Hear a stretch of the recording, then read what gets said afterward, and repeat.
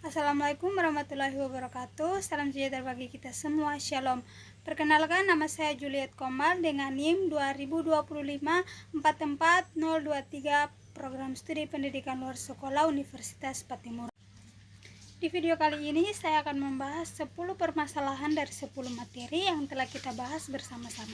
Berikut kita masuk kepada materi yang pertama. Identitas nasional. Identitas nasional secara sederhana adalah jati diri khas atau karakteristik yang melekat pada suatu bangsa yang membedakan dengan bangsa lain. Istilah ini berasal dari dua kata, yaitu identitas atau ciri atau tanda yang melekat, dan nasional yaitu kelompok besar yang diikat oleh kesamaan fisik seperti budaya dan bahasa maupun non-fisik seperti cita-cita. Berikut adalah poin-poin penting untuk memahami identitas nasional. Masalah identitas nasional di era modern bukan lagi soal perubahan wilayah secara fisik, melainkan ancaman terhadap eksistensi nilai budaya dan rasa kebangsaan. Di Indonesia, tantangan ini muncul baik di pengaruh global maupun kondisi internal masyarakat sendiri. Berikut adalah beberapa masalah utama yang dihadapi terkait dengan identitas nasional. Yang pertama, dampak negatif. Globalisasi luntur nilai lokal. Globalisasi membawa arus informasi yang tidak terbendung, yang seringkali menyebabkan waternasi atau kecenderungan meniru gaya hidup barat, seperti pakaian, pergaulan yang dianggap lebih keren daripada budaya sendiri. Yang berikut individualisme, yaitu pudarnya budaya gotong royong dan kepedulian sosial karena masyarakat semakin fokus pada kepentingan pribadi. Dedikasi moral, yaitu masuknya nilai-nilai yang bertentangan dengan norma agama dan adat istiadat setempat. Yang kedua yaitu integrasi nasional. Secara sederhana, integrasi nasional adalah proses penyatuan berbagai kelompok budaya, suku, dan sosial yang berbeda-beda ke dalam satu kesatuan wilayah untuk membentuk satu bangsa yang utuh. Masalah integrasi nasional adalah segala sesuatu yang membuat masyarakat menjadi terpecah belah atau sulit untuk bersatu. Di Indonesia, masalah ini biasanya muncul karena perbedaan yang tidak dikelola dengan baik. Yang berikut adalah masalah-masalah utama secara sederhana. Yang pertama, perbedaan. Indonesia sangat luas dan beragam. Masalah muncul jika intoleransi, yaitu ada kelompok yang merasa agamanya atau sukunya paling benar dan merendahkan yang lain. Yang berikut etnosentrisme, yaitu perasaan bahwa budaya daerahnya sendiri jauh lebih baik daripada yang lain, sehingga memicu perselisihan.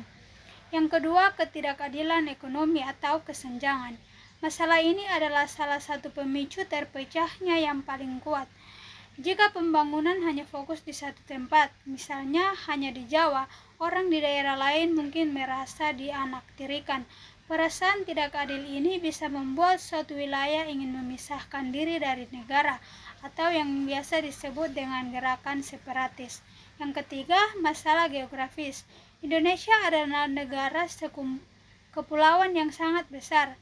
Jarak yang jauh antar pulau membuat komunikasi dan pemerataan fasilitas seperti internet, jalan, atau listrik menjadi sulit.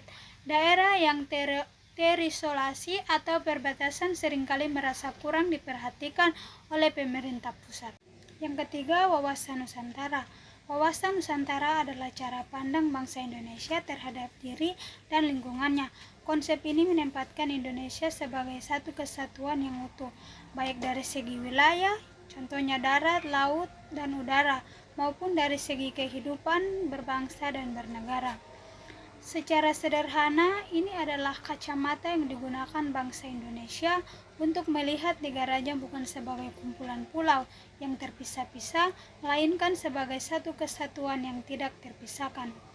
Meskipun wawasan Nusantara adalah konsep yang ideal untuk menyatukan Indonesia, dalam praktiknya terhadap berbagai masalah atau tantangan yang mengancam keutuhan dan cara pandang tersebut.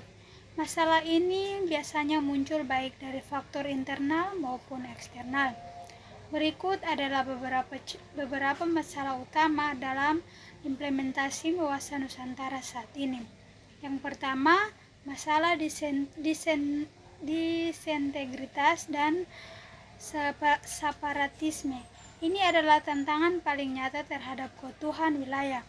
Adanya kelompok-kelompok yang ingin memisahkan diri dari NKRI seperti konflik di beberapa wilayah tertentu menunjukkan bahwa pemahaman tentang satu kesatuan wilayah belum sepenuhnya merata. Yang kedua, kesenjangan ekonomi antar daerah.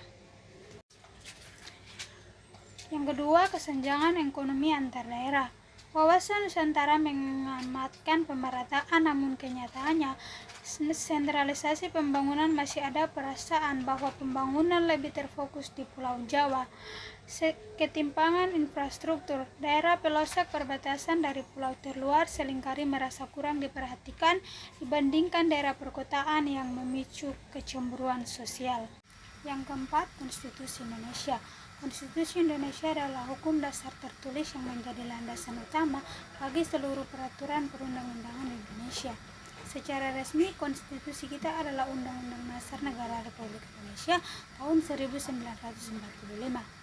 Berbicara mengenai masalah-masalah konstitusi di Indonesia, kita sebenarnya sedang membahas kesenjangan antara apa yang tertulis di dalam Undang-Undang Dasar 1945 dengan kenyataan praktik dan politik hukum yang terjadi saat ini. Hingga memasuki awal tahun 2026, ada beberapa isu krusial yang seringkali menjadi perdebatan hangat di kalangan ahli hukum dan masyarakat. Yang pertama, intervensi politik, yaitu adanya upaya perubahan undang-undang MK yang dianggap sebagai cara untuk mengontrol hakim konstitusi, misalnya isu pemberhentian hakim sebelum masa jabatannya habis. Putusan konferensi, beberapa putusan terkait ambang batas pencalonan seperti presidensial dan syarat usia pemimpin sering dianggap lebih menguntungkan dinamika politik praktis daripada menegaskan nilai hukum yang murni. Yang kelima, yaitu hak dan kewajiban. Dalam konteks kenegaraan khususnya di Indonesia, hak dan kewajiban adalah dua hal yang tidak dapat dipisahkan. Keduanya membentuk hubungan nilai timbal balik antara negara dan warganya untuk menciptakan ketertiban dan kesejahteraan. Berikut adalah penjelasan mengenai hak dan kewajiban negara serta warga negara. Masalah-masalah yang pertama, terjadinya pelanggaran hak. Ini terjadi ketika warga negara tidak mendapatkan apa yang menjadi haknya sesuai dengan undang-undang.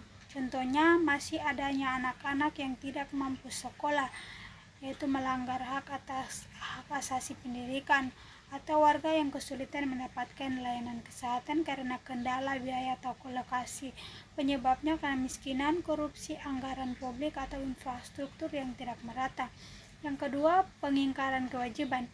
Hal ini terjadi ketika warga negara atau negara tidak melaksanakan tanggung jawab yang seharusnya. Contoh, oleh warga negara tidak membayar pajak, merusak fasilitas umum, melanggar rambu lalu lintas, atau golput. Tanggung jawab moral sebagai warga negara. Contoh, oleh negara, aparat penegak hukum yang tidak adil, atau pemerintah yang lambat dalam menangani bencana alam. Yang keenam, demokrasi Indonesia. Demokrasi Indonesia adalah sistem pemerintahan yang diselenggarakan dari rakyat, oleh rakyat, dan untuk rakyat yang berlandaskan pada nilai-nilai Pancasila dan Undang-Undang Dasar 1945. Di Indonesia, kita tidak hanya menjalankan demokrasi secara teknis, yaitu seperti pemilu, tetapi juga secara filosofis yang dikenal dengan istilah demokrasi Pancasila. Meskipun Indonesia adalah negara demokrasi besar saat ini, memasuki tahun 2026 terdapat beberapa tantangan serius yang sering menjadi sorotan para ahli, aktivis, dan masyarakat. Masalah-masalah ini bukan hanya soal teknis pemilu, tetapi menyentuh substansi keadilan dan kebebasan. Berikut adalah beberapa masalah utama demokrasi di Indonesia saat ini. Yang pertama, melemahnya fungsi check-in and balance. Salah satu isu paling dominan di tahun 2025 dan awal 2026 adalah fenomena koalisi gemuk di pemerintahan. Minim operasi. Hampir semua partai besar bergabung dalam pemerintahan sehingga peran DPR sebagai pengawas eksekutif menjadi tumpul. Hal ini memicu kekhawatiran lahirnya parlemen yang tidak berdaya. Yang kedua, demokrasi eksekutif, yaitu kebijakan strategis seringkali diputusi dengan cepat tanpa perdebatan yang berarti di tingkat legislatif. Yang ketujuh, yaitu hak asasi manusia. Secara sederhana, hak asasi manusia atau HAM adalah hak-hak dasar yang dimiliki oleh setiap manusia sejak ia lahir hingga meninggal dunia. Hak ini melekat pada diri kita semata-mata karena kita adalah manusia tanpa memandang suku, agama, ras, jenis kelamin, atau status sosial lainnya. Masalah yang pertama yaitu pelanggaran kebebasan berpendapat dan berpartisipasi. Ini adalah masalah yang sangat sering terjadi terutama di era digital. Banyak orang atau kelompok yang mengalami hambatan saat ingin menyampaikan kritik atau pendapat. Yang kedua, diskriminasi dan ketidakadilan sosial. Masalah ini berkaitan dengan perlakuan berbeda terhadap seseorang atau kelompok berdasarkan identitas mereka yang menghambat mereka mendapatkan hak yang sama.